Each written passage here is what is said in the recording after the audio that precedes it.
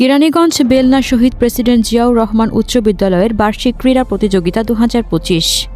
শাওন হোসেনের পাঠানো চিত্রে দেখুন বিস্তারিত। বেলনা শহীদ প্রেসিডেন্ট জিয়াউর রহমান উচ্চ বিদ্যালয়ের বার্ষিক ক্রীড়া প্রতিযোগিতা ২০২৫ অনুষ্ঠিত হয়েছে।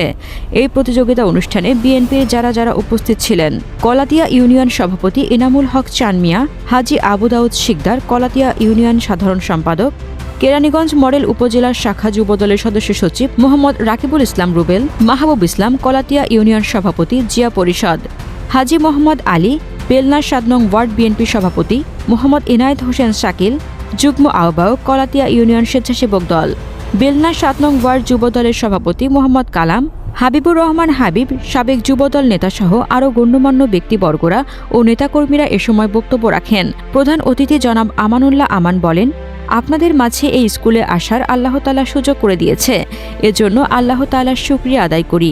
আপনাদের মনে আছে ২০০৪ সালে বেলনা এলাকার সবচেয়ে শ্রদ্ধেয় মুরব্বী বিশিষ্ট বর্গ ব্যক্তিরা বলেন, আমাদের একটি হাই স্কুল করে দিতে হবে শহীদ প্রেসিডেন্ট জিয়াউর রহমান উচ্চ বিদ্যালয়ের এই নামে। আমরা স্কুল করে দিয়েছি। তিনি আরও বলেন, এই বেলনা স্কুলে এখন ২৪০ জন ছাত্রছাত্রী কেন থাকবে? আশপাশে আমাদের শ্রদ্ধেয় মুরব্বী ভাইয়েরা এবং মা বোনেরা আছেন, তাদেরকে ডেকে এনে যদি বলতেন ছেলে মেয়েদেরকে এখানে দিন, লেখাপড়া করান, তাহলে দেখতেন ছেলেমেয়েরা আরও বাড়ত। অভিভাবকদের নিয়ে সমাবেশ করতে হবে, তিনি আরও বলেন।